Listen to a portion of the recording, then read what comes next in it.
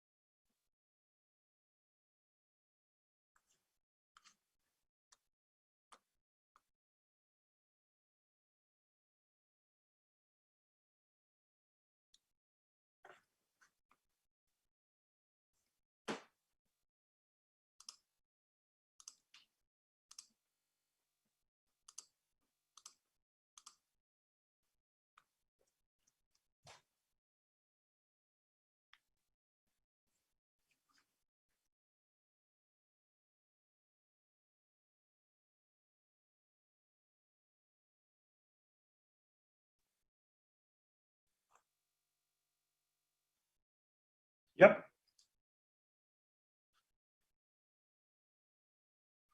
Hi, welcome everybody to the neural network section. My name is Fernando Paulovich. I'll be sharing this section. Let me explain the logistics. We have 6 very nice papers, each one with a pre-recorded presentation. After that, we have short live Q&A sections. So feel free to write your questions in the chat on Discord or YouTube channel. You don't need to wait until the end of the presentation to write your questions, okay? So feel free to do that whenever you want. With no further ado, let's start with the first presentation. The paper is CNNPruner, Pruning convolutional neural networks with visual analytics, presented by Guan Li.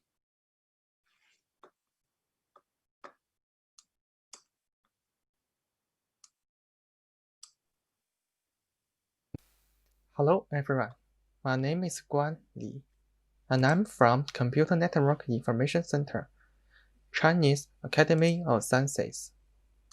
I will use this video to introduce our work, CNNPruner, Pruning Convolutional Neural Networks with Visual Analytics.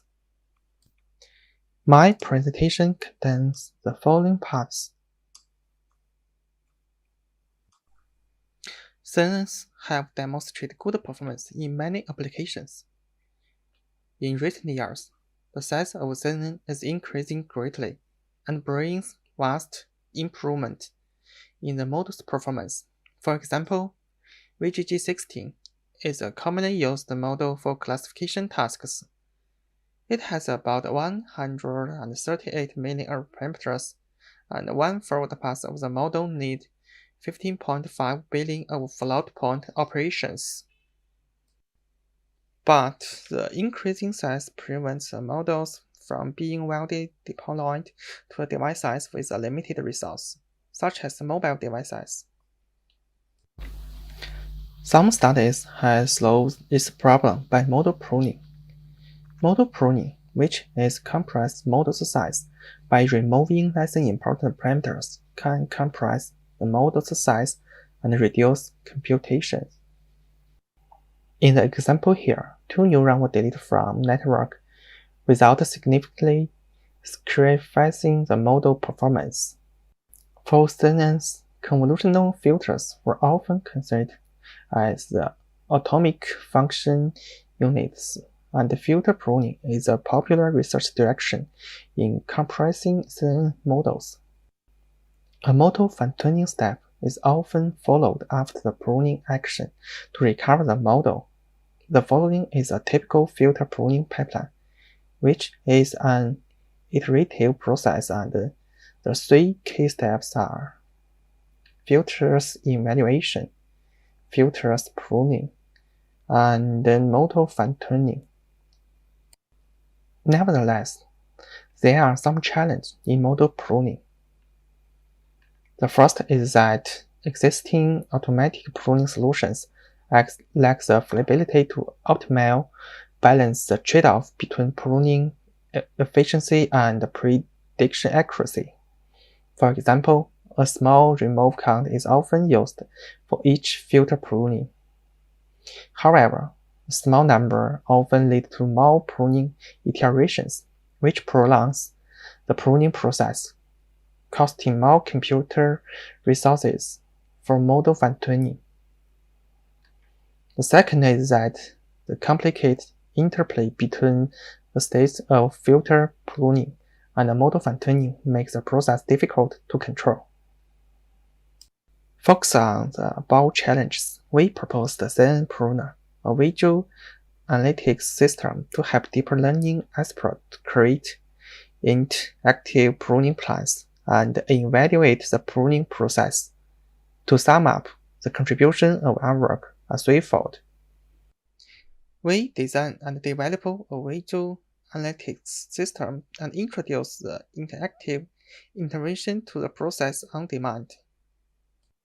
We introduce two metrics to estimating filters' importance before pruning and three criteria to evaluate the pruning process. We examine data instance, study the critical filters, and interpret the internal working states of CNNs. The key step for CNN model pruning is to find which filter should be removed. Therefore, we need a criterion to find the less important filters. In our work, we use tailor-based criterion for estimating the impact of the loss function for each filter's removal. With this criterion, we can rank all filters and find the less important ones. Based on this, we define one criterion and proposed a new metric for filter pruning in our work. The sensitivity of a filter reflects the filter's impact on the model's loss when being removed. The instability of the filter reflects the uncertainty of a removed order, and often, the filter with a higher instability indicates it is less important. It's because, for less important ones, their sensitivity value are minimal and can be easily influenced by the randomness, and their sensitivity order may be very different from different calculations. This is the overview of CNNPruner. It contains a backend powered by PyTorch and a web-based frontend for visualization and interaction. This is a screenshot of our system. It has 4 visualization components, demonstrating different levels of CNN information and the pruning process. The tree view helps to check different pruning plans. The statistic view displays the statistic information. The model view enables users to interactively conduct the pruning plan. The filter view presents details of each filter for users. In the following, I'm going to use one case study to show how our system works, and you can find more interesting cases in our paper. The case uses the cat and dog dataset. We use a CNN with 6 convolutional layers to this task, and its structure is shown in the figure. The input model before any compression can achieve a predict accuracy of 92.76%. The pruning goal is to compress the model while maintaining the predict accuracy to be above 92.5%. After import the CNN model, there is only one node in the tree. The system has displayed the internal information of the model. At this time, we can use the bar chart to probe and determine the removed number of filters. If we delete a quarter of the filters, that the sensitivity will remain 99% and reduce 50% instability. If we delete a half of the filters, that the sensitivity will remain 94% and reduced 85% instability. Reducing the sensitivity of 6% can reduce 85% instability, so we decide to delete half of the filters for the first time. After pruning, we got another node, model 1. This statistic information reflects the difficult level of fine-tuning process. Although the accuracy of model 1 meets the requirements, the recovery cost is large. Also, the model's training loss reduced a lot over the fine-tuning process. With those information, we decide to remove lesson filters in the next iteration to guarantee a quick recovery. With the bar chart, we can see if we delete a quarter of the filters, that the sensitivity will remain 97%. In the second pruning iteration, we decide to delete 25% of the filters. After second pruning, we got model 2. As we accepted, the accuracy and the loss changed much less in the pruning from model 1 to model 2. We decided to repeat its pruning process. After several iterations, we got a pruning tree. The accuracy of model 8 does not meet our requirements. We think that the filter number of the target model is between model 7 and model 8. At this time, we use the estimator to determine the number of removed filters for next time. From the result in the estimator, we can see that the filter's number of target model may be 182. So, we decided to delete 19 filters. After its removal, we got model none. We continue to use the estimator to estimate how many filters we can further remove. Based on the estimation, the number of filters for next pruning is 174, which is only 8 less compared to model none. As this is a really small change to the model, we decided to stop this pruning, and the model none is the final pruning result. From the final statistics, we can see a very small difference of accuracy. However, the size of the model has been shrunk more than 100 times. We have also compared our interactive pruning result with the result from existing automatic pruning methods. Comparing the number of required epochs to the fine-tuning process, we can see that the automatic pruning lacks flexibility. The human intervention introduced in our system has indeed improved pruning efficiency. Our system also supports the in-depth analysis of model pruning to help users improve the pruning plan.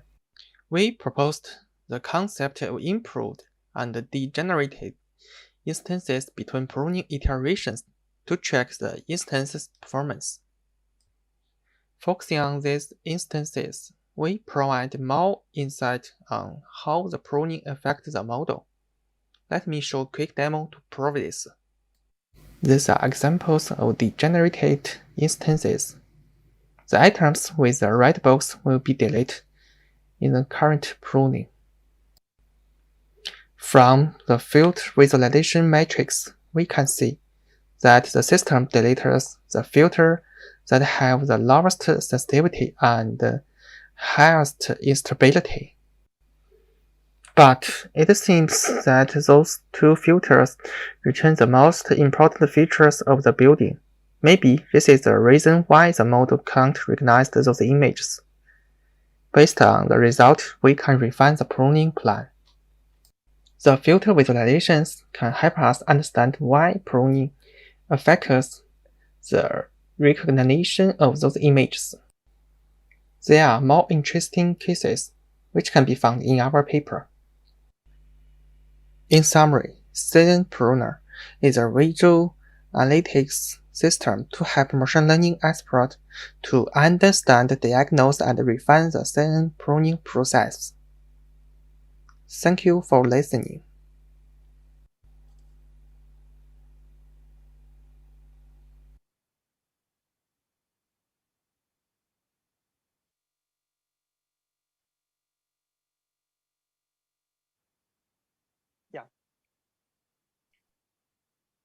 Yep.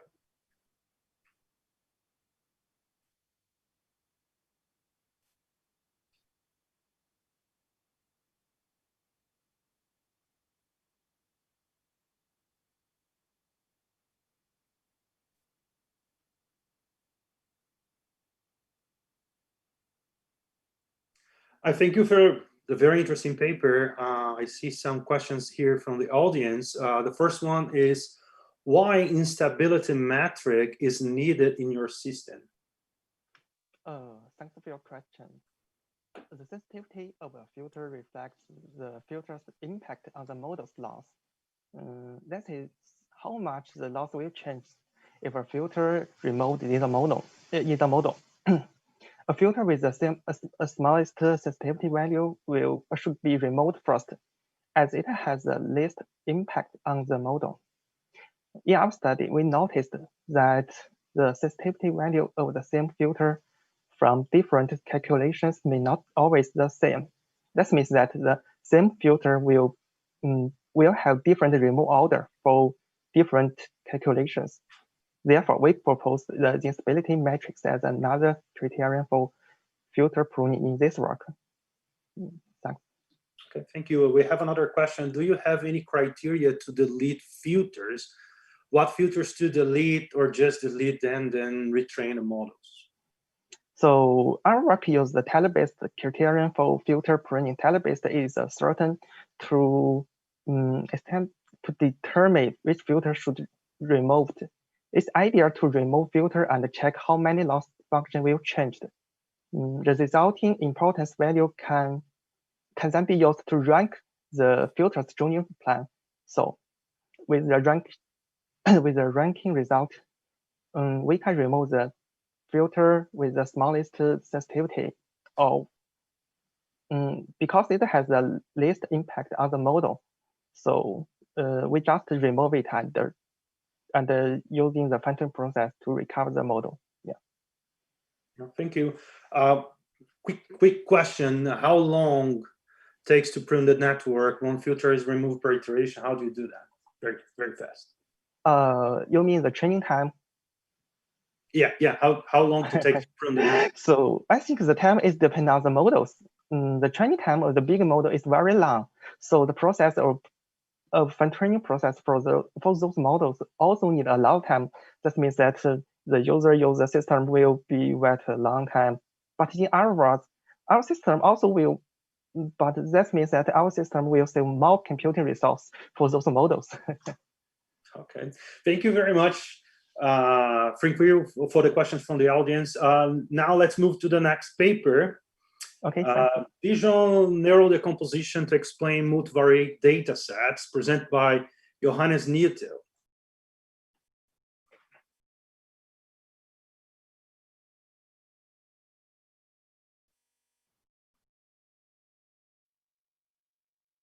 Welcome everyone to my presentation of our paper Visual Neural Decomposition to Explain Multivariate Datasets. I'm Johannes, and this is joint work together with Andrés Lalama, Steffen Koch and Thomas Ertl from the University of Stuttgart. Imagine you have collected medical data from patients that suffer from a specific disease. One goal could be to find out which markers and conditions predict a more severe progression of the disease. This would be extremely helpful to optimize the treatment. But unfortunately, this is a pretty hard problem to solve, because some conditions could involve a specific combination of several factors. We can generalize this to the following. Given several inputs and a specific target variable y, we want to find out how the inputs relate to the target. In other words, we would like to know which input conditions correlate with high target values. The focus on the target variable allows us to develop a more tailored approach that can lead to faster insights compared to more open approaches that deal with multivariate analysis in general. Such a tailored approach is useful across many domains, not only in the medical domain, but also as a social scientist, analyzing population surveys, for instance. In this project, we work together with a vendor of chip testing hardware. Chip testing produces a lot of data with hundreds of input variables, and it is not trivial to uncover conditions that lead to faulty behavior of the tested chips. This challenging problem was one of our main motivations for developing the approach. To find out how individual inputs correlate with the target, we could calculate statistics, or for a combined analysis, we could approximate the target with a function of the inputs. In the simple case, we could just use a weighted sum of the inputs plus a constant offset, and this would lead to a multivariable linear regression analysis. The weights then indicate possible linear correlation between individual inputs and our prediction. Such a simple model is easy to interpret, but can miss more complex relationships. We could also train a much more powerful model, but then we would have a hard time figuring out the exact relationships. Researchers have come up with many interesting approaches to tackle this problem. But in general, either the model is somewhat limited to extract interpretable findings, or the approach may use a nonlinear model, but then it is difficult to interpret findings in context of the original inputs. For example, this is one of the challenges with visual methods that rely on dimensionality reduction, and there is ongoing research to address this. Another issue is that some approaches are less suited for the analysis of hundreds of input variables. So there is this trade-off between all three aspects, and it is really challenging to excel on all of them. For our approach, we want a powerful model that can also handle more complex or more subtle cases. We chose an architecture based on neural networks with one hidden layer that we adapted for this use case. So instead of just using a linear regression to approximate our target, we use a layered, nonlinear model. But now, with the additional complexity, we also have the problem that it is more difficult to understand how the inputs relate to the prediction in that model. Here it helps to realize that each hidden node only has an effect on the prediction if the weighted sum of the inputs is below or above a certain threshold. This means that we can regard this model as if we perform several localized regressions that each capture different aspects of the dataset. And understanding the behavior of the individual nodes is therefore easier than understanding the model as a whole. This means we assume that some of the nodes capture different cases that lead to high values of our target. To visualize and inspect those cases, we want to filter the dataset based on which node is active and also responsible for predicting a high value. If this is the case, we say that a node contributes to the respective input row, because the node is not only active, but it is also not suppressed by other nodes with a negative weight in the final layer. We also introduce a new regularization technique that encourages the network to model the relationships in a more interpretable way if this is possible. You can find more details about this in our paper. Let's assume that our two inputs relate to the target with an exclusive OR relationship. Knowing the ground truth, we can actually represent this relationship with two separate cases. One case is that the target is high if the first input is high and the second low. And for the second case, it is the other way around. The target is high if the first input is low and the second high. Both cases are pretty simple to understand, especially if they are presented in such a decomposed way, but a linear model would already fail to capture this relationship.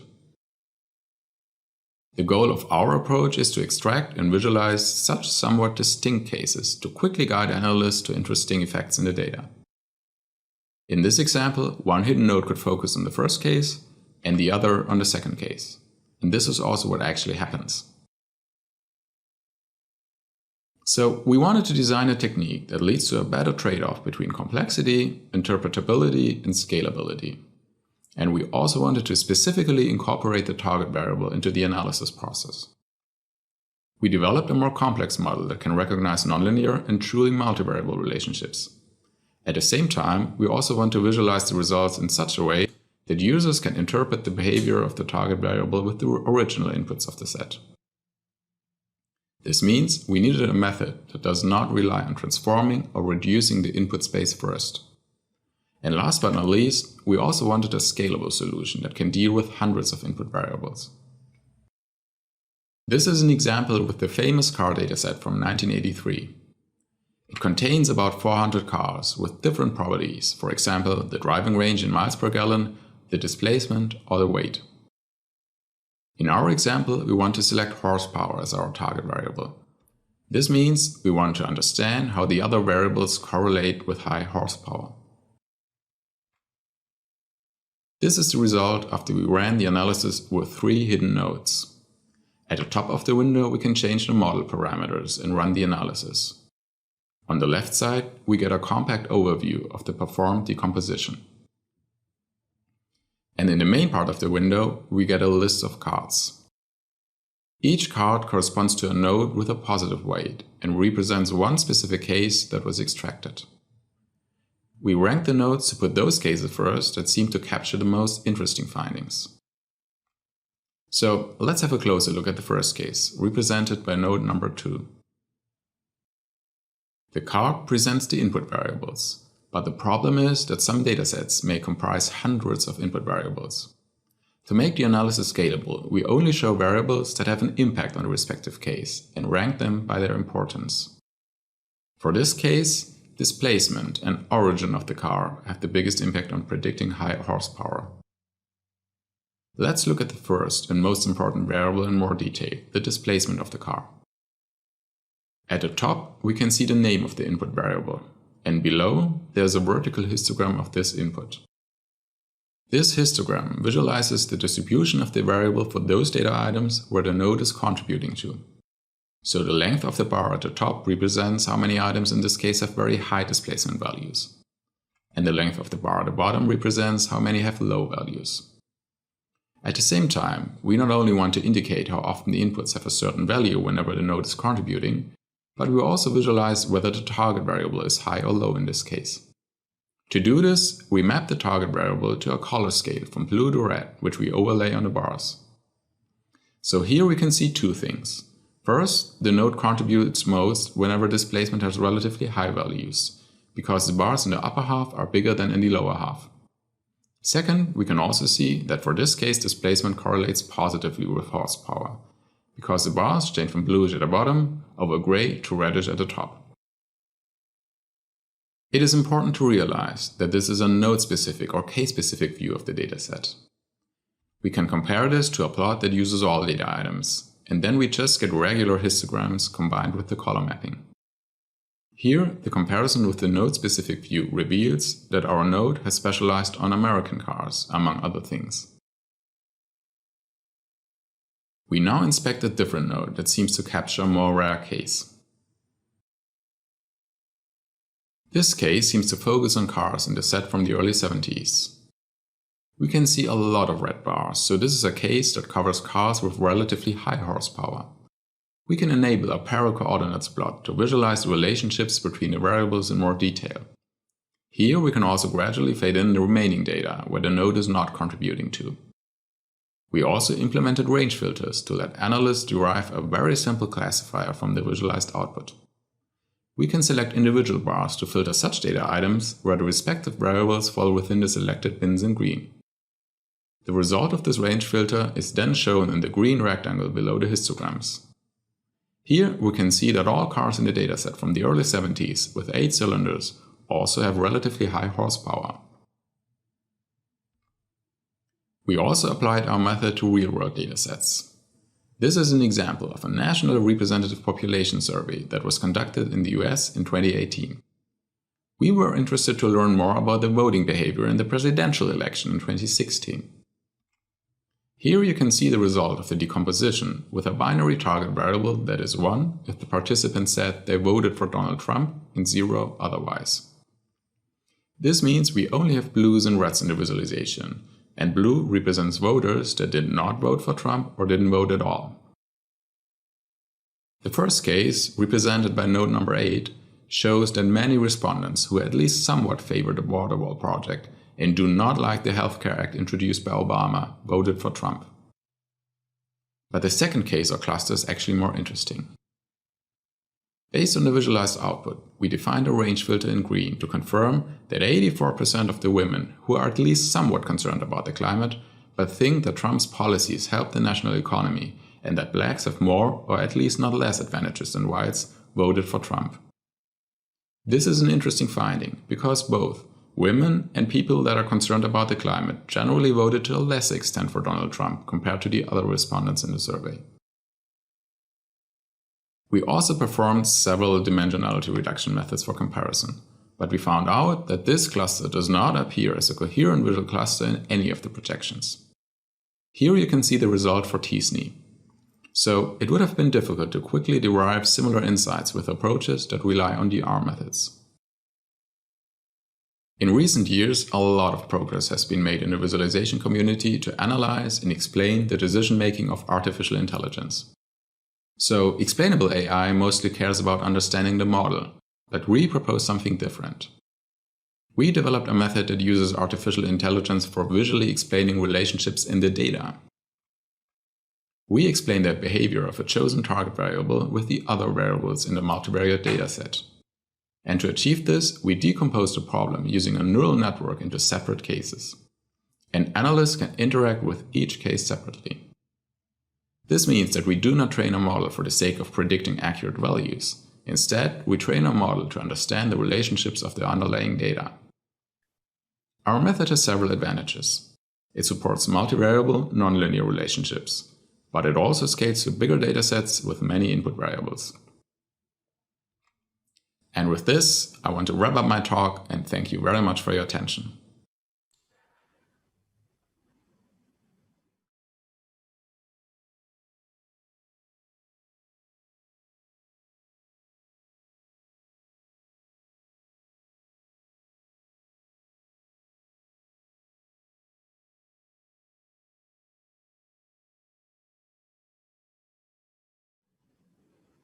Oh, very nice paper. I have several questions from the chat. Let's go to the first one.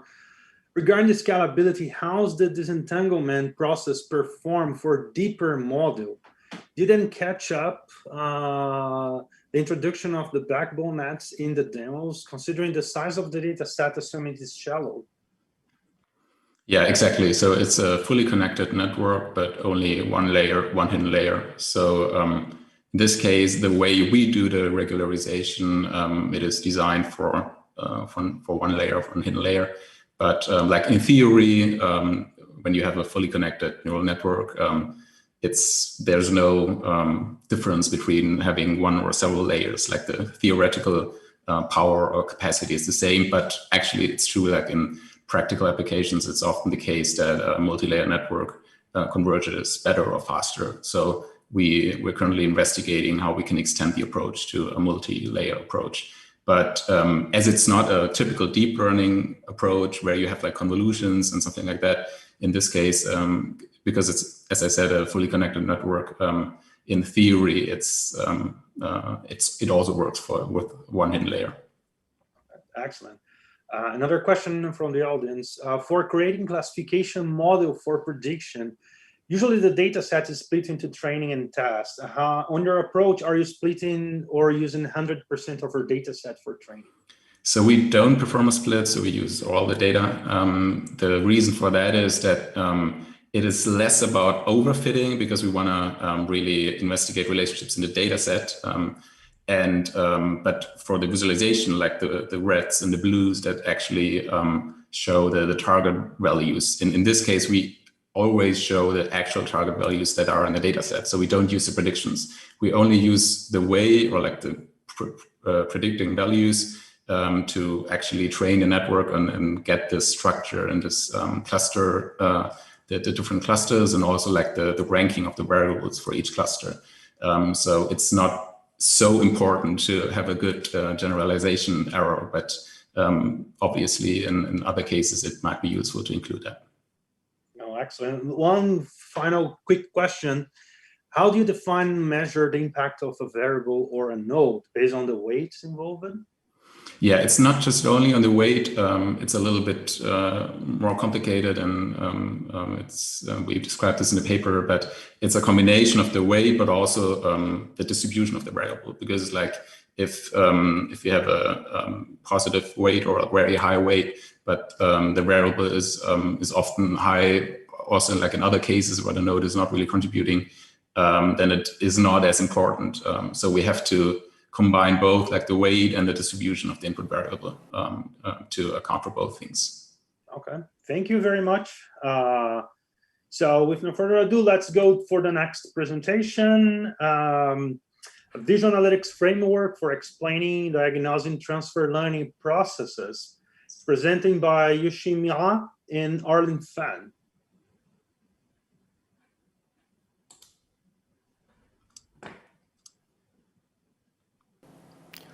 Hi everyone, I'm Yuxin Ma, currently a postdoc from VIS Lab, Arizona State University. Here the second author, Arlen, a PhD student in our lab. Today we're going to introduce our work on a visual analytics framework for explaining and diagnosing transfer learning processes. Knowledge transfer is a process where the existing knowledge learned before is reused in a new domain to finish new tasks.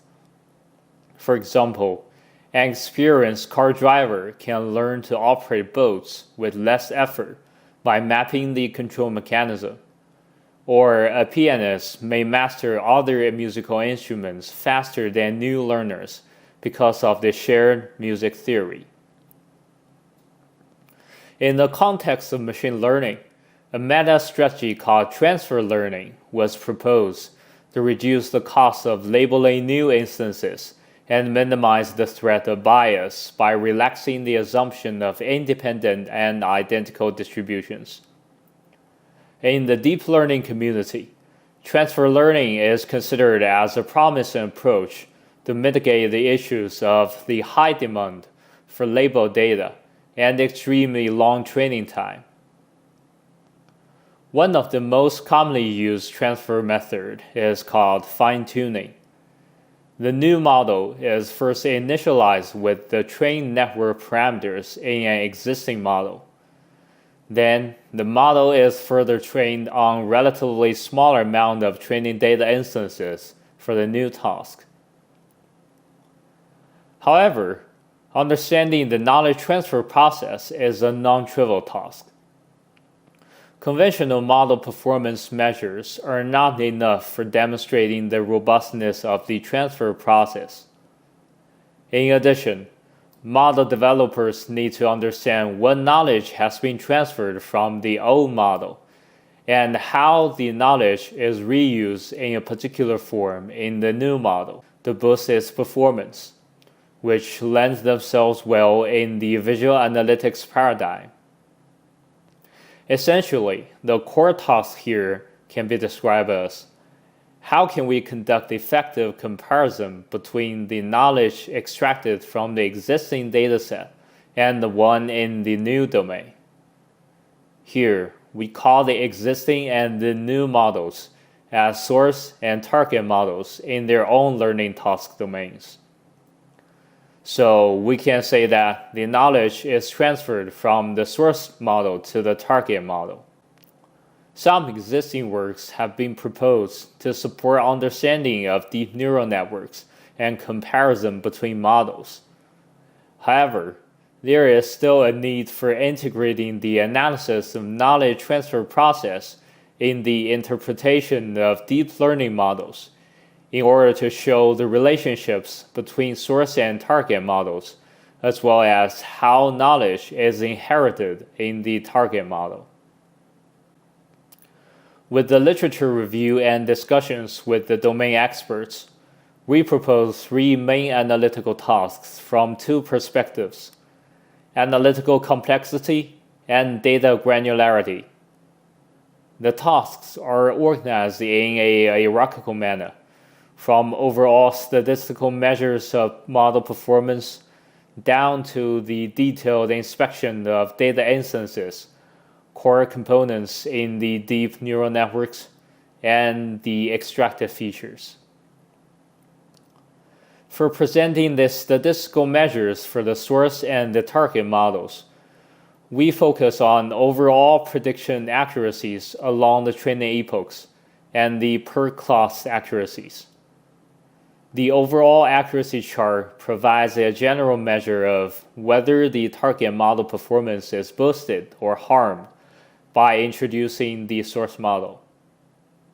The problems can be narrowed down to class level by checking the table of prediction accuracies for each class. The classification results can be inspected in the t-SNE projection result of embeddings of instances on the target model.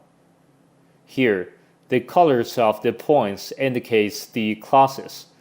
The dots and crosses represent instances from the source and the target dataset, respectively. And a dark border means it is misclassified in the target model. When hovering the mouse pointer on a glyph, the details of the corresponding instance are listed, including the original image, the domain of origin, the ground truth label, and the prediction made by the target model. Besides the instances, we further examine the essential structures that best represent the learned pattern and knowledge hidden in the networks. When a class is specified, the neuron attribution and weight values for each instance are computed, resulting in vectors that characterize the behaviors of neurons and weights on the class. The neurons and weights are further divided into important and non-important groups based on how powerful they are in deciding the class labels. To compare the behaviors of neurons in the source and the target models, the pairwise distances are computed between the corresponding vectors, resulting in similarity matrices between neurons in the corresponding network layers in the 2 models. For how to visualize the network comparison result, I will pass it to Arlen. The comparison between neurons and weights from 2 models are visualized in a matrix-based design. The similarity values between neurons are mapped to the brightness of matrix cells and weights which join important neurons between two consecutive layers are rendered as adjacency matrices. To further show the results for non-important neurons, the user can toggle the extra regions in the matrices to view summaries of additional non-important neuron similarity values and weight values. Finally, we inspect how domain invariant or domain-specific the extracted features can be when considering neurons as feature extractors. Here, the neurons extracting domain invariant features indicate that they carry common patterns shared in the source and target domains, which can be helpful in explaining what knowledge is reused in the target model. We have designed a measuring algorithm to compute the discriminability values by considering how important a neuron can be when distinguishing between instances from the source or the target domain. Two views are designed as well as to list the details of the most or least domain discriminative neurons and show how do these neurons separate the instances from the source and the target domains. In the case study, we explore how an AlexNet classification model on Amazon product profile images can benefit the new model of classifying photos from web cameras. After loading the dataset, the statistical measures of the source and target models are displayed in the stat view. In the accuracy chart, the source model performs well on the source dataset with high training and validation accuracies. However, the accuracy of the source model in the target dataset is around 0.4. For the target model, it performs significantly better than the source model on the target dataset, while it has a slightly worse accuracy on the source dataset.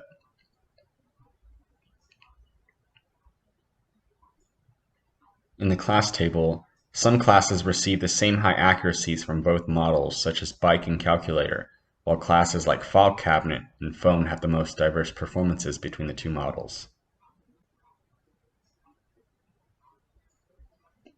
In the projection result of class bike, the images share similar characteristics, such as visual angles and the appearance of bikes.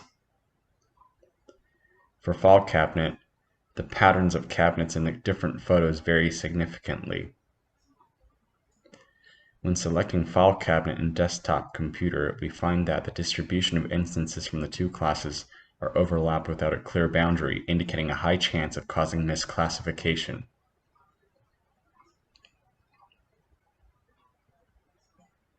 When activating the first and second layers of bike in the network relation view, we see that the indices of the most important neurons are similar on both sides.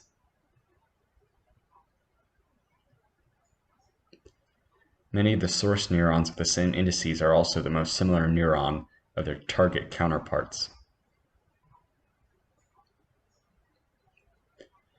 The phenomenon still exists in deeper layers, such as layer 7.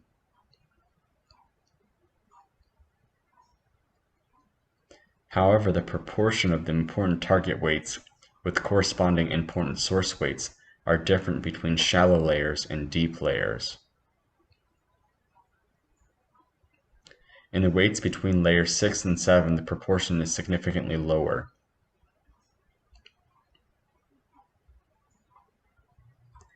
The issue also happens in the class file cabinet, where such a difference happens in the weights between shallow layers such as 2 and 3.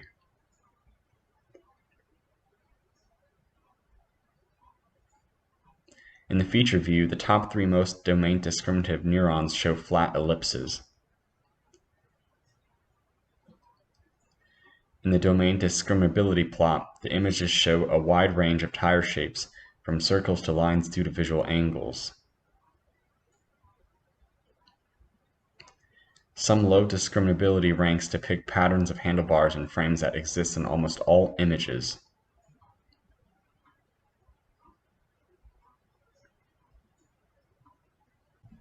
To summarize our talk, we propose a visual analytics framework for inspecting and exploring transfer learning processes and a multi-aspect design for comparative analysis of models and data between domains. In the future, we would like to further extend the scalability of comparison algorithms and support industrial-level large-scale models. In addition, we will explore how different attribution methods influence the result, as well as how to support multiple source domains. Thank you for your interest. We are happy to take questions.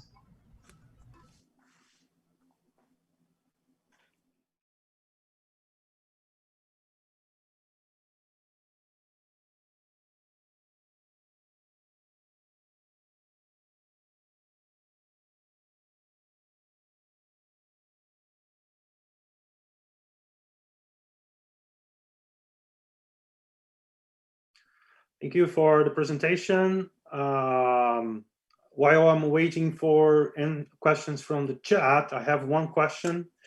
This morning I was reading an article that someone get the GP3 model to create a chatbot for health application. And the model suggested for some patients to kill themselves. Right, okay, this is, that model was training with Google or network in internet in mind, and then it was applying a very specific application and it didn't work.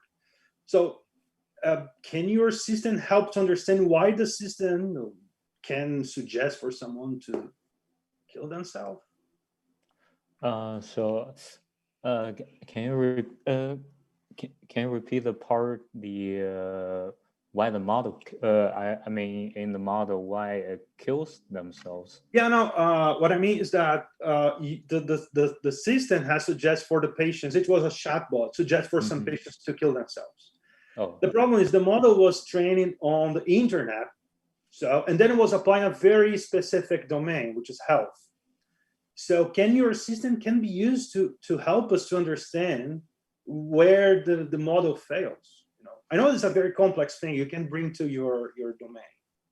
Yeah, I think that's the main purpose of our system, because in the case you just mentioned, you have a model which is trained on a very general data set, let's say like the ImageNet or something, which covers a broad range of patterns or classes.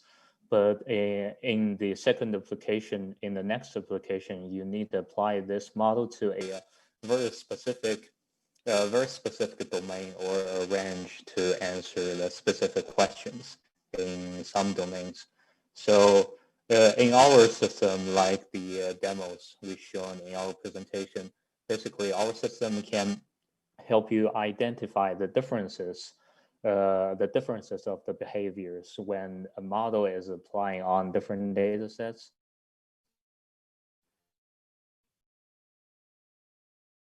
But you learn from what we do in our paper, because in our paper we have two different models. The second one is trained based on the first one, and in your case, I think it's more like to apply a single model in different scenarios. So I think there might be a slight difference between the your case and in the problem we are focusing on. Okay. No questions for the audience. So and I have another one. You need to select neurons, right? Yep. So there is another paper in this section. Let's start a war, okay? There is another paper in this section that also select neurons with the idea that they need to select the smallest set without changing the prediction. So what's the reason behind your selection? So basically, the selection in our model is in our framework is mostly conducted in the realization part. So in another paper, I think it's the CNNPruner you are mentioning. I think in that paper, so basically, if you are gonna get a new model, which is with a much smaller scale than your previous model, you remove a lot of neurons in your model. It's the operation on the model level. So in our framework, it is only in the matrix view which the users can select some neurons in order to inspect their behaviors. But in the transfer learning process, the neurons are not directly removed. It's just reused is basically reused in a new model, or it might be slightly different from the CNNPruner, which removes the neurons in the model level. Okay, thank you very much. We have other questions, late questions, so we don't have time. So I suggest you to just check the chat and let's go for the next paper. CNN Explainer, Learning Convolutional Neural Networks with Interactive Visualization, presented by Didier Wang. Thank you.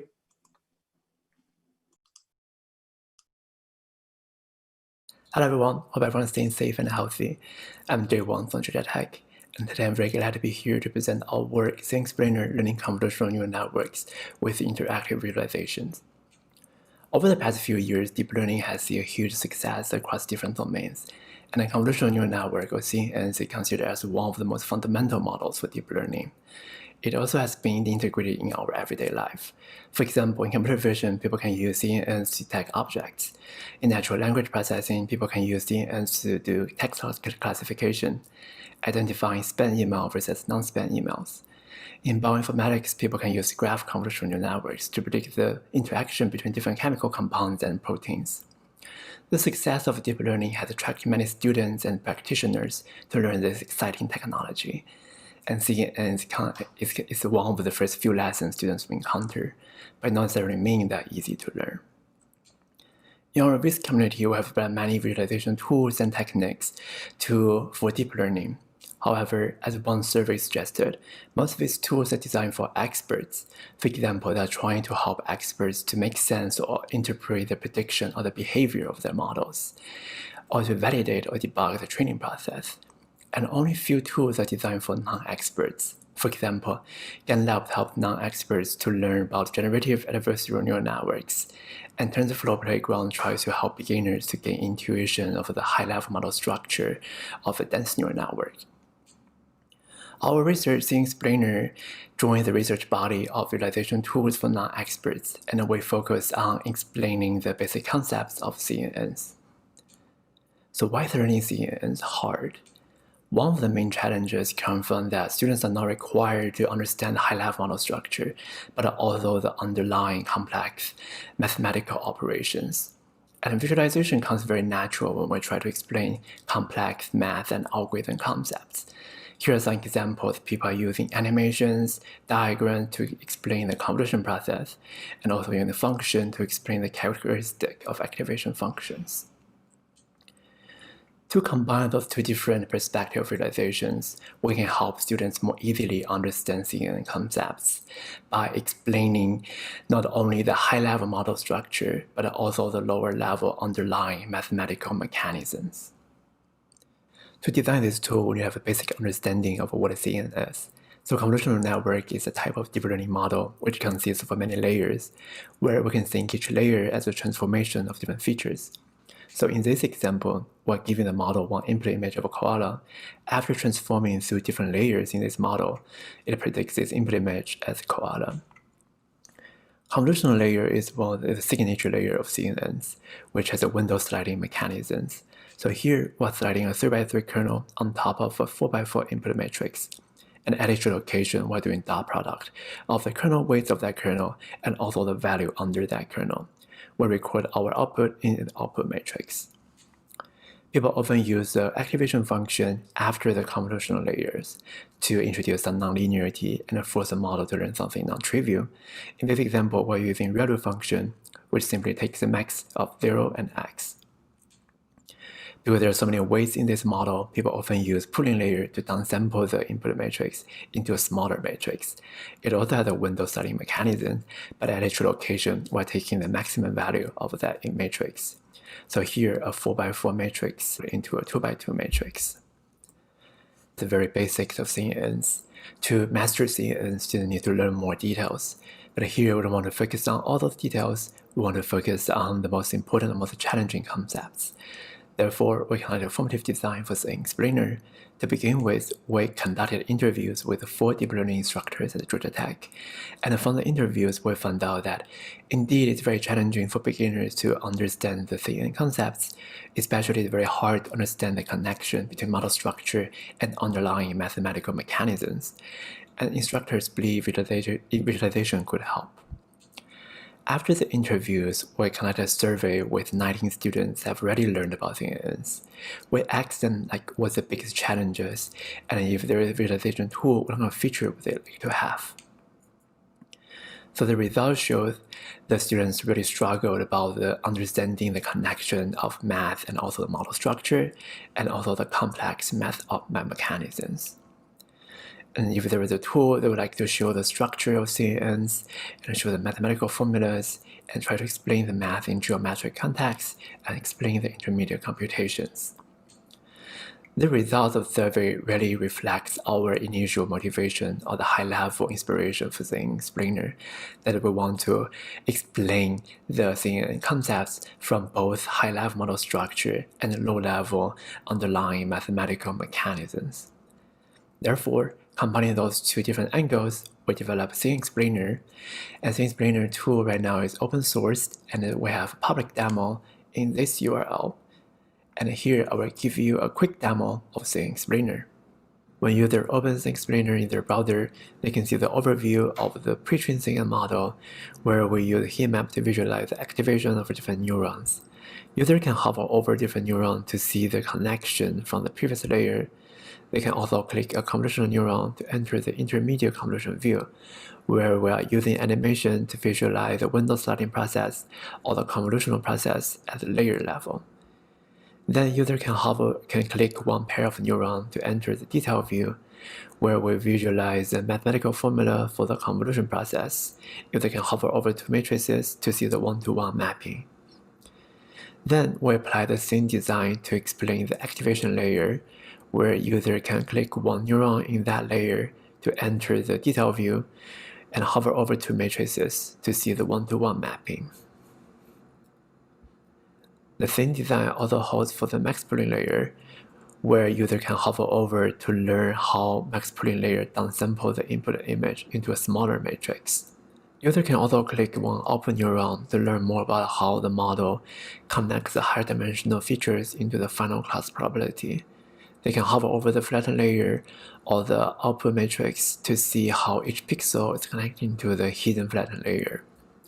Then user can click the softmax button to enter the mathematical formula view to learn more about softmax function. They can hover over different logic circles to see their values in the mathematical formula and to learn more about how each logic contributes to the final computation of the class probability. Then user can also change the input image for the model by clicking the preset images at the top or upload their own image.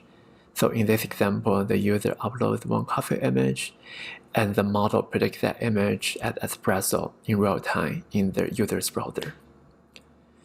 There is also an interactive article below the visualization, where if readers are interested, they can read more in depth to understand the details of convolutional neural networks.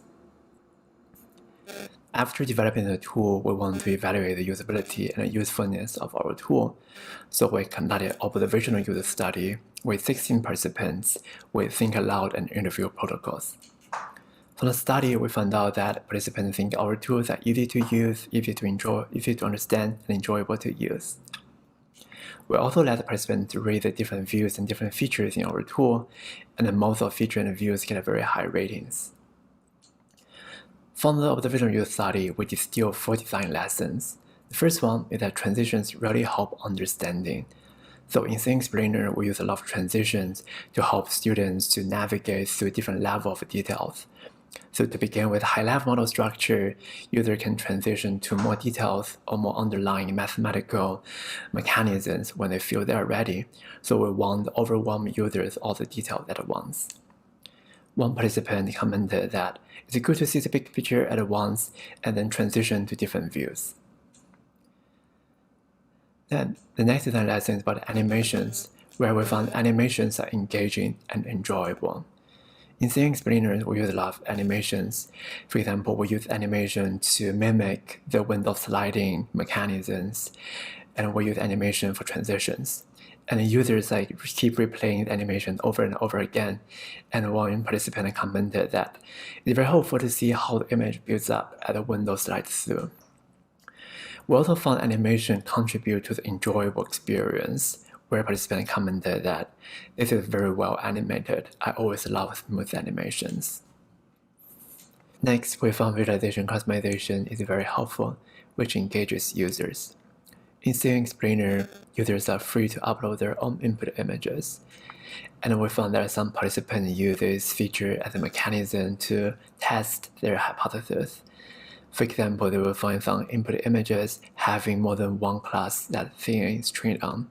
In this case, one user uploaded one image of bell pepper pizza, which includes two classes, bell pepper and pizza. However, our model only predicts that image as bell pepper instead of pizza. So this feature really engages users to think beyond the visualization. One participant commented that the model is not robust. Oh, maybe. The last design lesson, we found out that explanation of your visualization is very important, which can help make it easier for users to understand your visualizations. So in Scene Explainer, we added many text annotations and arrows next to the visualization. Many users found that they are very helpful. One participant commented that it's not easy to understand convolution using only animations. So having the text annotation next to your animation is really helpful for beginners to map your visual elements and also the concepts you want to explain. There is also an interactive article below the visualization, which allows users to explore more details about CNNs. And one participant said, I think the article is good for beginner users especially. Our goal for Scene Explainer is to broaden the educational access to new exciting AI technologies. To do that, we implemented the tool using D3.js for the visualization and TensorFlow.js for running the model in browser. So users do not need to have special hardware or install anything to access Scene Explainer. We also open source the code so other organizations and users can adapt Scene Explainer for their own dataset and their own models. And Scene Explainer is live. We have a public demo running, and the tool went viral on social media. We also got many positive feedback from users around the world. So that concludes my talk today about Scene Explainer learning convolutional neural network with interactive visualizations. I do think those visualization tools designed for non-experts play a critical role in promoting more people to learn deep learning and other new exciting AI technologies. And I hope our work can inspire more research on this topic. Thank you.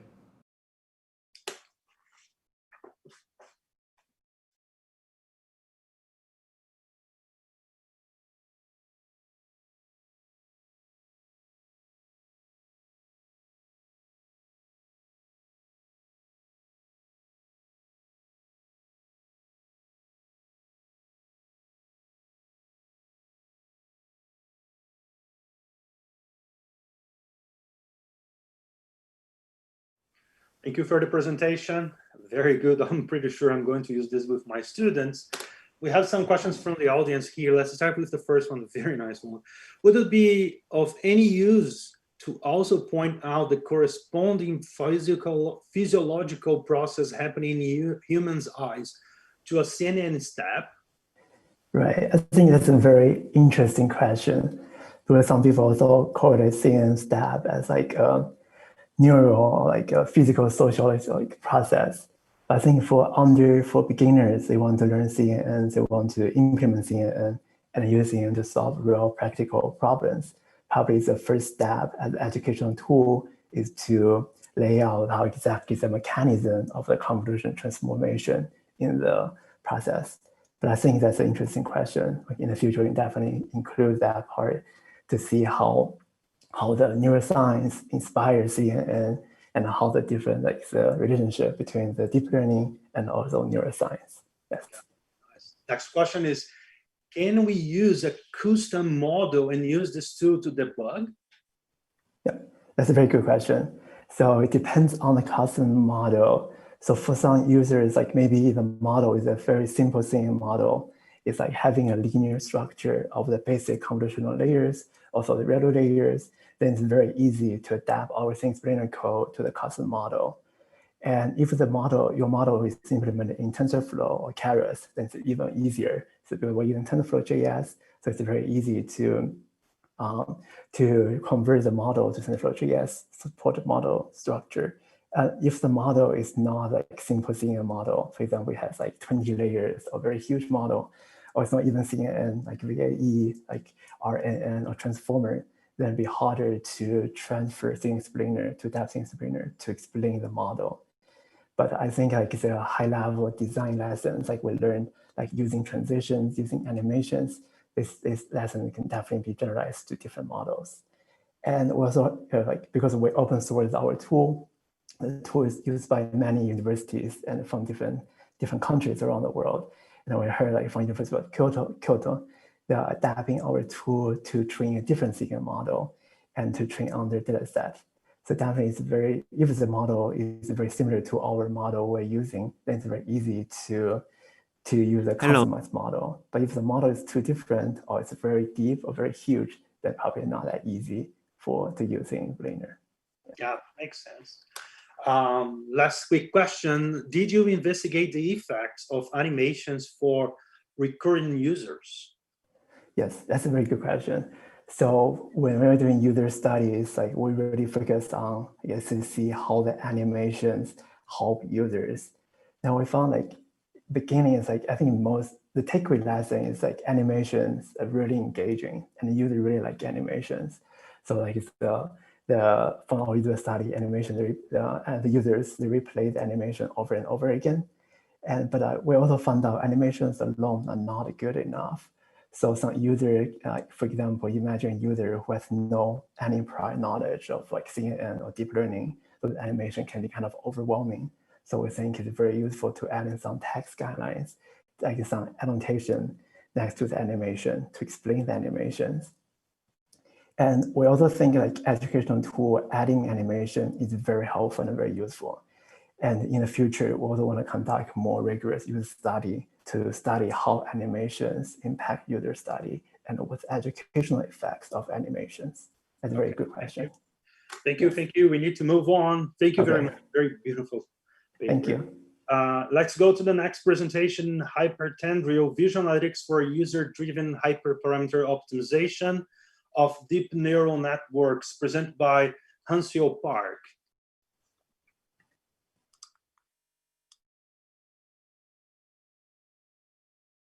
Hello, thank you for attending this presentation. I'm Han-Wei Park for presenting Hypertendrial, which is visual analytics for user-driven hyperparameter optimization of deep neural networks. As an agenda for today's presentation, I'd like to talk about why humans should be able to control and steer the AutoML process. There are many types of AutoML, but we would like to talk about hyperparameter optimization. Hyperparameter refers to the parameter that must be set before training the machine learning model. This hyperparameter actually has a huge impact on the performance of the model. Most machine learning practitioners set the hyperparameter barriers during the training preparation phase, train the model, and check the model performance at validation phase. If the performance is not satisfactory, they go back to the preparation phase and modify the hyperparameters and repeat the model training. This optimization process is a tedious trial and error process.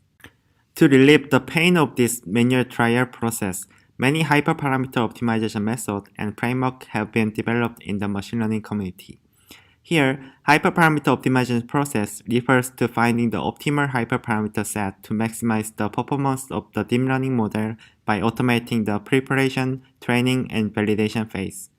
Where the optimization process, such algorithm tries to sample hyperparameters that would generate better models based on the prior result. So is it true that AutoML, as the name suggests, relieve the practitioners from all the burden of the hyperparameter optimizations?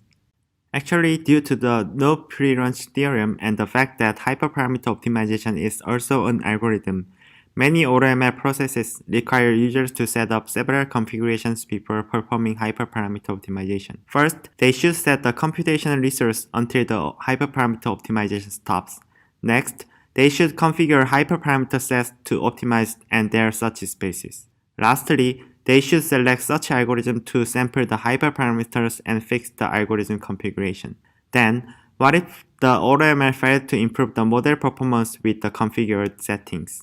If the AutoML returns unsatisfactory models, the users should modify the configurations by increasing budget, adjust such spaces, refine such algorithm configuration, or select alternative such algorithm. And then they perform the optimization process again and again until satisfactory results are obtained. Then how can users identify the good configuration for their hyperparameter optimization task? To learn how the real user utilize the hyperparameter optimization tools, interpret the result, and find their proper configurations, we conducted semi-structured interview with 10 machine learning engineers and researchers who have used the AutoML framework. We composed the questionnaires related to practical issues on the optimization task, such as selection of hyperparameter set, such algorithm, and interpretation of the result. One of the most critical findings from the interview was that most users were unfamiliar with the various AutoML algorithms. Although they have experience with machine learning, they didn't much know how the AutoML algorithm was exploring their search spaces. And they didn't know much about how to adjust the configuration value of each algorithm.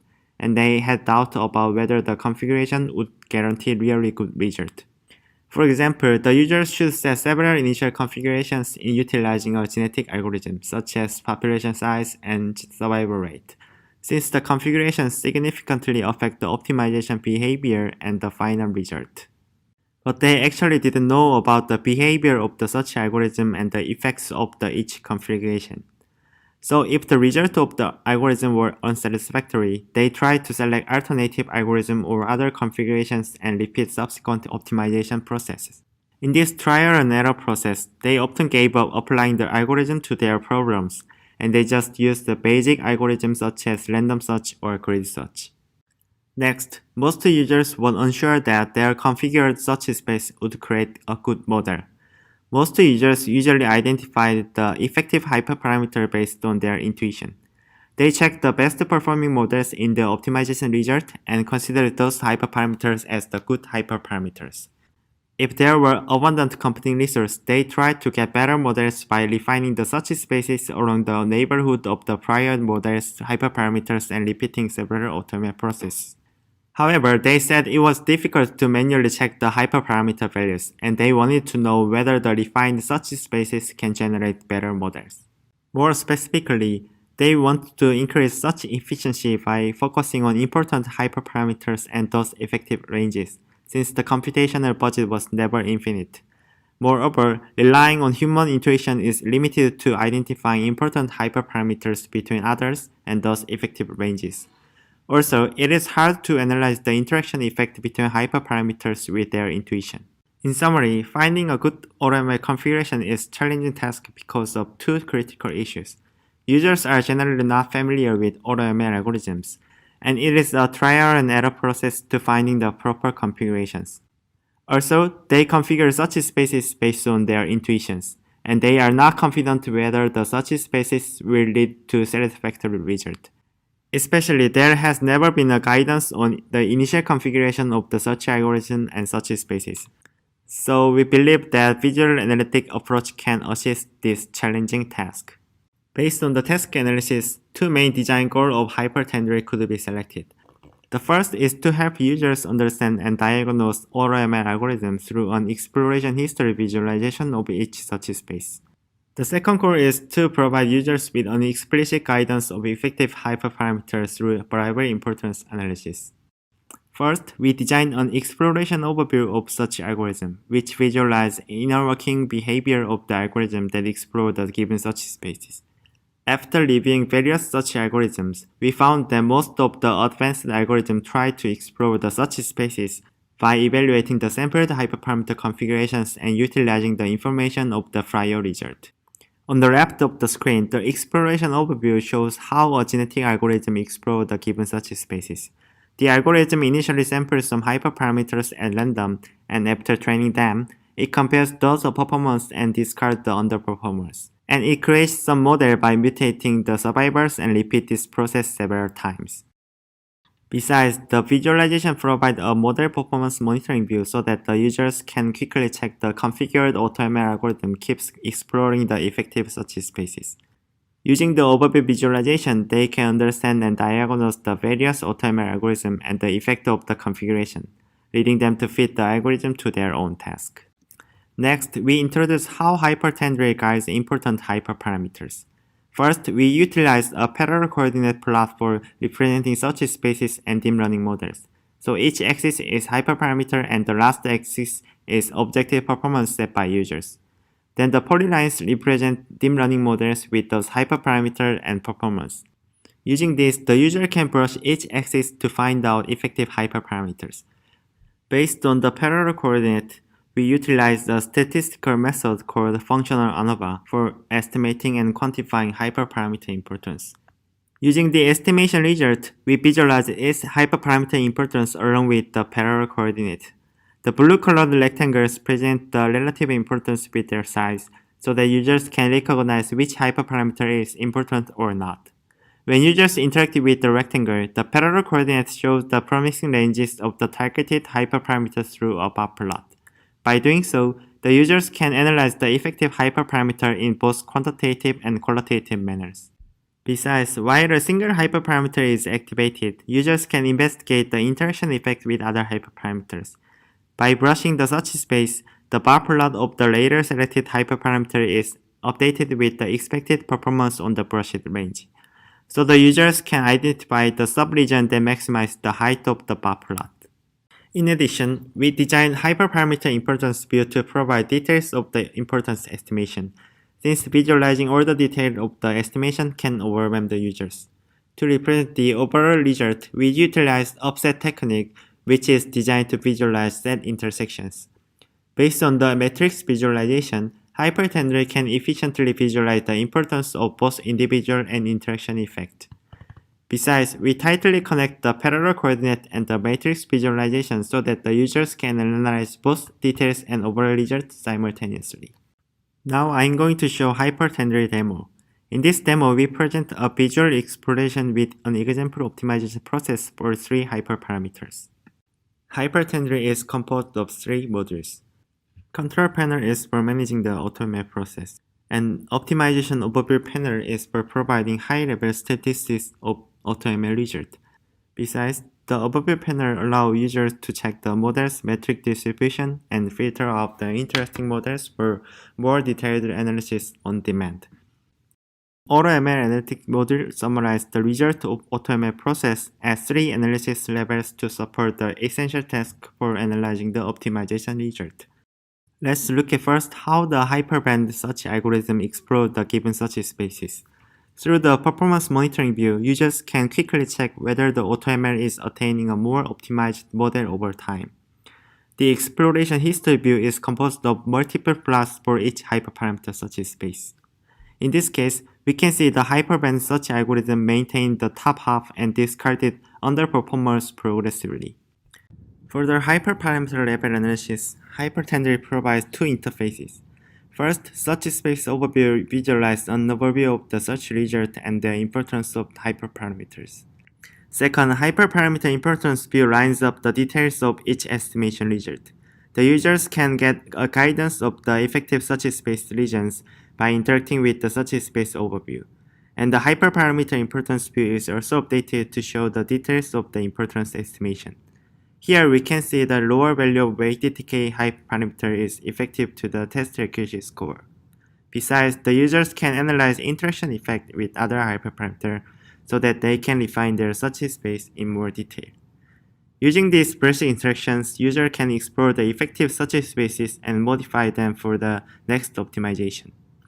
All the interactions are stored at the browsers so that they can easily perform the subsequent optimization process with the revised search spaces. In the model level analysis view, users can validate the details of the training status of the selected models with the user-defined metrics. They can select models with the connected components and analyze the details on demand through line graphs. We deployed HyperTenderly on the industry-scale machine learning platform used by over 1,000 users in Naver Airline Company. After the deployment, we have collected interaction log over 4 months and iteratively revised our tool based on the user feedback. To investigate how the users have analyzed their optimization result, we conducted expert interviews with 2 machine learning engineers and 1 AutoML expert. The key observations from the interview are as follows. First, they valued that the search method level analysis assists in building a mental model for each AutoML algorithm, so it helped to understand key concepts of the algorithm and those configurations. Next, they valued that guiding effective hyperparameters can help to increase search efficiency. Especially when optimizing large search spaces, they could identify ineffective hyperparameters and remove them from the search spaces and focus on a small number of effective search spaces. Lastly, they were satisfied with other visual interfaces such as optimization overview and model level analysis view, which were essential in analyzing the details of the interesting models. There are several limitations we hope to solve in the future. First, for the scalability of the parallel coordinate, the visualization becomes hard to understand as the number of dimensions and the number of polylines grow. Through the log analysis, we found that the average number of hyperparameters was 5 with a maximum of 16, so it may guarantee the scalability issue for the number of dimensions. However, another scalability issue can be caused by the increasing number of the tested hyperparameter settings, which are drawn as a polyline in the parallel coordinate. Next, the estimation method for hyperparameter importance can be an issue. Because in the genetic algorithm, the final models can utilize multiple hyperparameters during the optimization process, so the method can generate incorrect estimation result. In this work, we propose a visual analytic that supports to maximize the potential of AutoML by increasing the transparency and controllability of such algorithm and hyperparameter search spaces. We hope our technique is useful for other research and projects, and the demo is available at the website. Thank you for listening.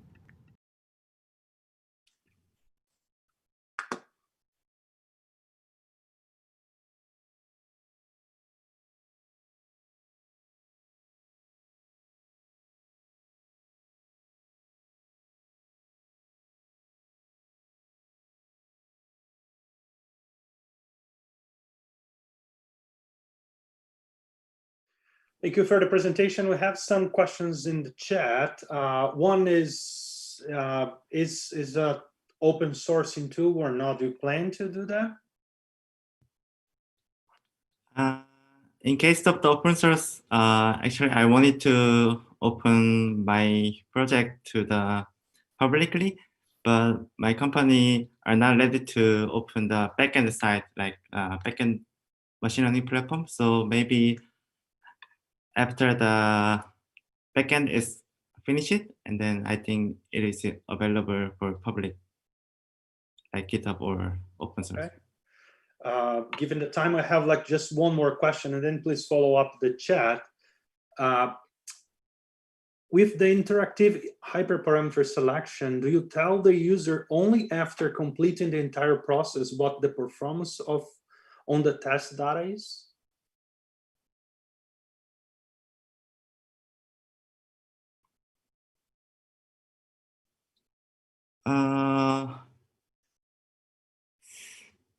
Maybe in this question, I think I can send the direct message to her. So okay, no, that's sorry good. So given the time, I'm going to move on to the next presentation.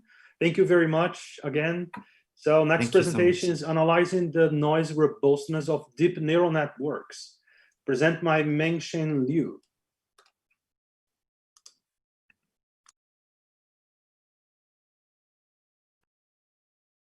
This is Mengxian Liu. Today I will introduce our work analyzing the noise robustness of deep neural networks. Deep neural networks are state-of-the-art in a torrent of AI applications. Despite their promising performances, researchers have found there is a dark cloud over the building of deep learning. There exist adversarial examples that are intentionally designed to mislead a DNA into making incorrect predictions. In particular, DNNs are generally vulnerable to maliciously generated adversarial examples. This phenomenon brings high risk in applying DNNs to safety and security critical applications, such as driverless cars.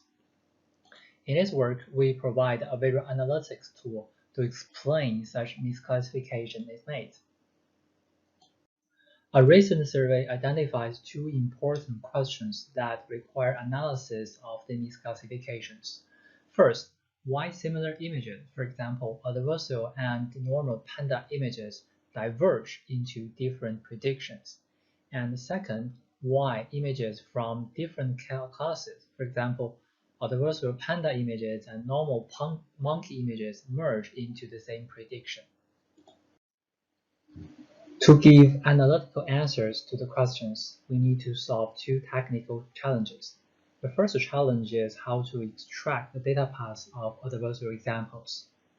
A data path is the critical neurons and their connections that are responsible for the prediction of an example, and based on it, experts can design more targeted defense approaches for DNNs. However, the neurons in the DNN have complex interactions with each other. Thus, it is technically demanding to disentangle these neurons from the whole network and thus form the data paths. The second challenge is to effectively illustrate and compare the prediction processes of adversarial and normal examples based on the extracted data paths. A typical DNN may contain hundreds of layers with millions of neurons in each layer. So, there are too many neurons and connections to directly visualize an extracted data path. Directly visualizing all the neurons and their connections in a data path will lead to excessive visual clutter. To tackle these challenges, we have developed AEVs to help analyze adversarial examples. This paper is an extension of our previous work, in which data paths of examples are extracted and illustrated. In this paper, we propose a constrained data path extraction method to address the problem of merging patterns that were not detected in our previous method. We also provide a better overview of diverging and merging between the data paths of examples based on a river-based visualization. In addition, the root cause of such patterns is analyzed more deeply with our refined analysis workflow using the proposed contribution analysis method. Combining the above contributions, our system has two major modules, data path extraction and data path visualization. The data path extraction identifies critical neurons in the prediction process. We formulate the data path extraction as a subset selection problem in our previous work to extract key neurons from all neurons. The first term of the optimization is to keep the prediction results unchanged, and the second term ensures to select a minimal subset. But these two terms only consider the quality of a single data path.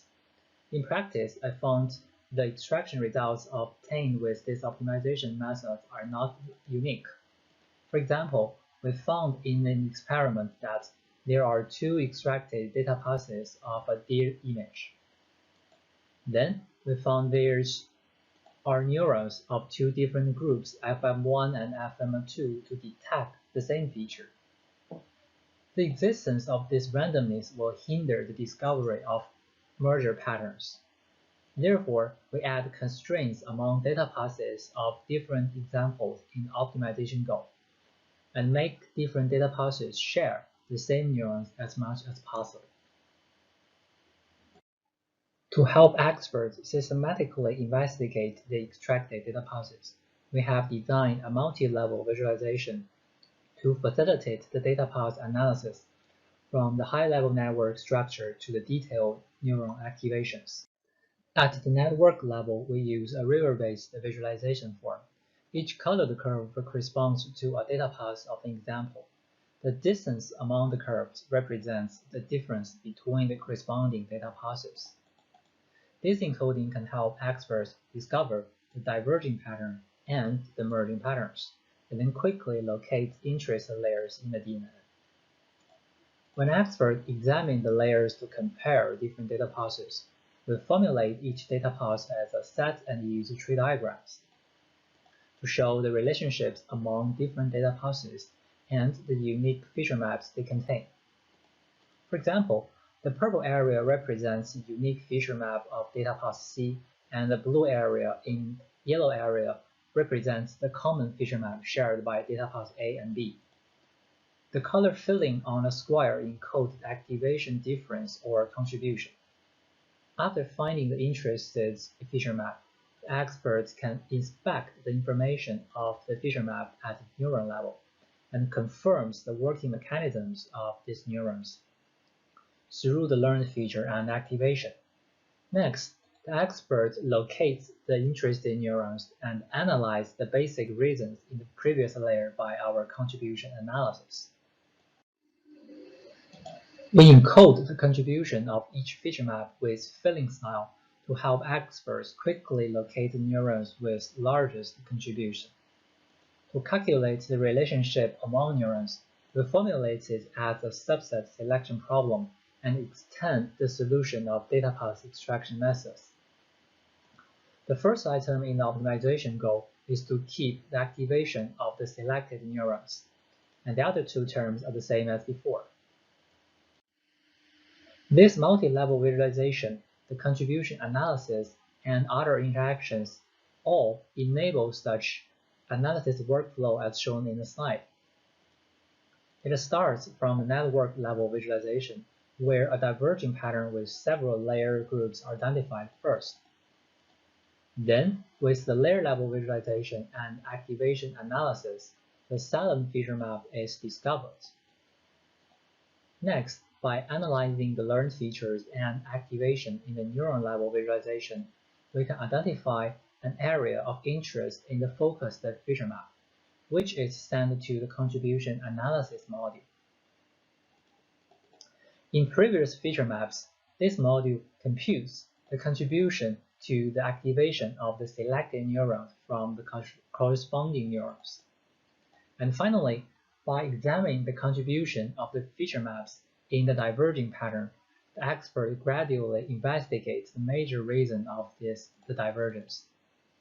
With this iterative analysis, the potential cause of the wrong prediction is disclosed to facilitate experts in the task of noise robustness analysis. Next, we show a case study using this analysis workflow to analyze why an adversarial panda image is misclassified as a monkey. We first input the images and check the data path overview. The data path of the adversarial image begins to deviate from the data path of the normal panda image, and then gets closer to the data path of the monkey image, and finally merges into it. We then expand the diverging point to analyze divergence. We set the value encoded in feature maps as activation difference, and select the feature map with a large difference. We then check the neurons in this feature map. The learned features show detection of black circles, which are critical for detection of pandas' ears and eyes. Such a pattern is not detected in adversarial image. And we then select the most activated neurons for further analysis. We set the value encoded in feature maps as contribution to selected neurons. We expand the layer at the beginning of divergence and examine the feature maps with the largest contributions. The neurons learn to detect black and white boundaries. The feature is detected in the normal panda image but not in adversarial example. The failed detection of black and white boundaries leads to the failed detection of panda's ear, and finally leads to the failed misclassification. We are curious whether the same area also contributes to the misclassification as a monkey. We keep the selected area and set the value encoded in feature maps as contribution to prediction. We then expand the merging point and select the feature map with the largest contribution. We can find the neurons learn to detect the monkeys. But it is hard to explain activation at the top part of the adversarial image. So we select these most activated neurons. Similarly, you can find in the previous layer the feature maps that have the largest contribution to the selected neurons. These neurons learn to detect the monkey faces. Activation on the monkey image is at the middle of the monkey face. In the adversarial image, it is located in the top right part. The dark stripe with two lighter patches aside resembles the look of a monkey's nose with lighter cheeks. However, the same pattern in the normal panda image is not detected by the neurons.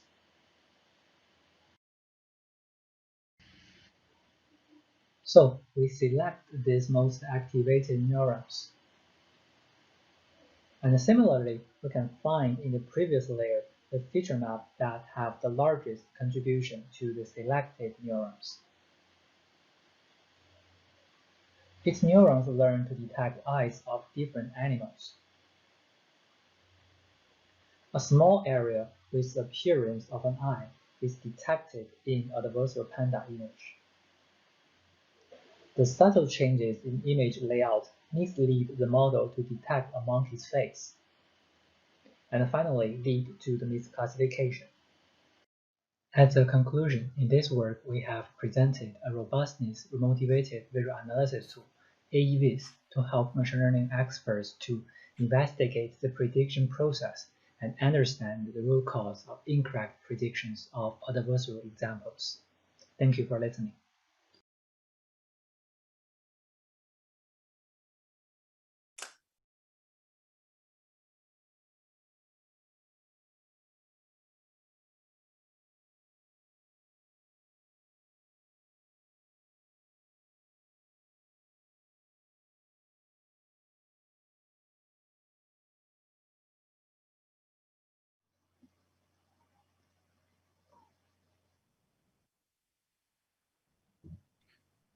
Okay, thank you for the presentation.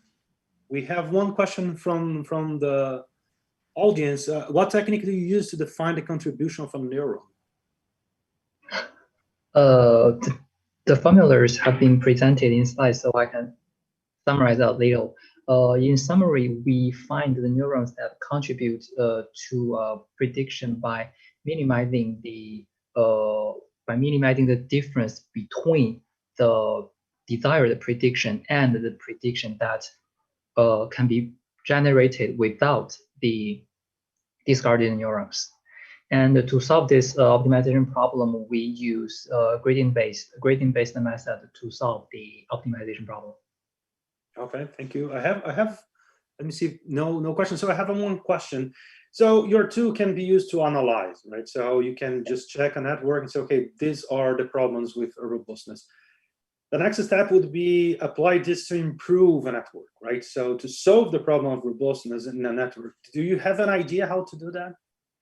Yes, we are also doing that. Our next research direction is using our visual analytics to develop more targeted network defense approaches towards adversarial examples. For example, we can protect the highly contributed neuron in the network to maintain the activations of them. In this way, we can ensure that the activations, the final predictions of the adversarial example and the normal images are the same. Okay, that's good. That's good. So one quick last question: how to avoid the misclassification?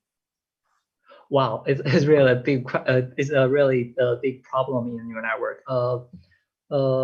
I can answer it in several ways. In a visual analysis ways, I think the most important ways to avoid misclassification are twofold. First, we can analyze the misclassified items, and by finding the root cause of them, we can design or we can refine the network itself.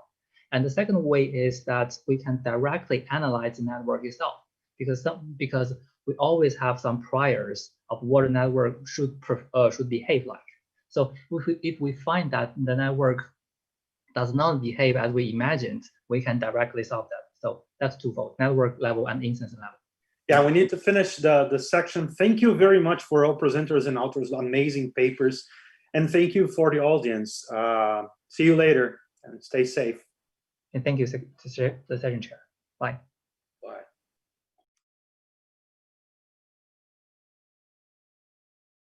As visualizations begin to use color, shape, line, and form in new ways, legends often go overlooked as essential to interpretation. To address this issue, we created a web-based interface that renders and formats legend entries, presenting the dynamic properties of glyphs, lines, and surfaces, and increasing nuanced object recognition in artist-driven 3D scientific visualizations. Each legend entry includes the variable name, full value range, and artist-chosen artifact.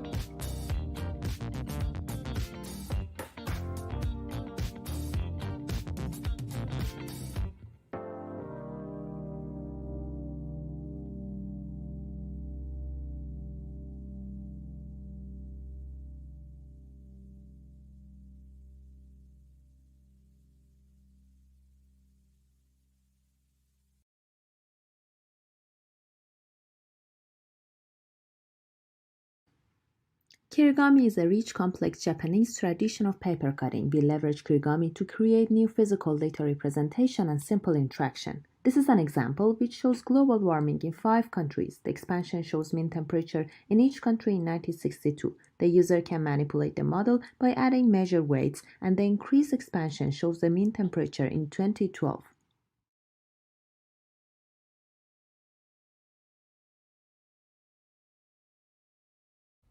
Comparative layout are the visualization arrangement to support visual comparison tasks.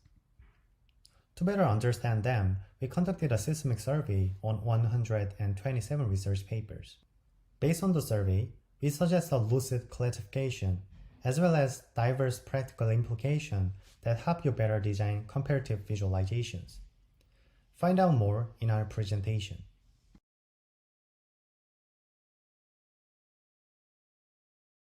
We propose a localized approach to topological simplification called LTS, which computes the exact same result as the current state-of-the-art simplification procedure implemented in the topology toolkit.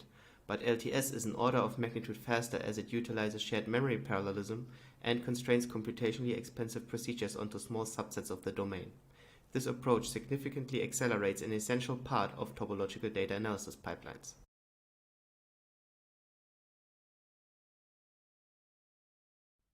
We present Uplift, a system that supports casual collaborative visual analytics in the domain of smart grid technologies.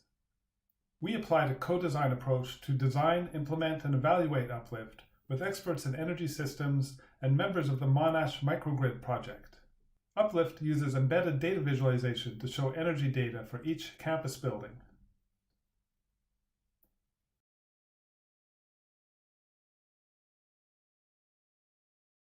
Our paper describes the motivation, ideation, and prototyping of a novel visualization tool to support voice training for transgender people. We centered our design around user needs and lived experiences in order to support self-determination of gender expression. In so doing, we make novel inroads in how to visualize speech data and open possibilities for future work in the design of visualizations that prioritize user agency.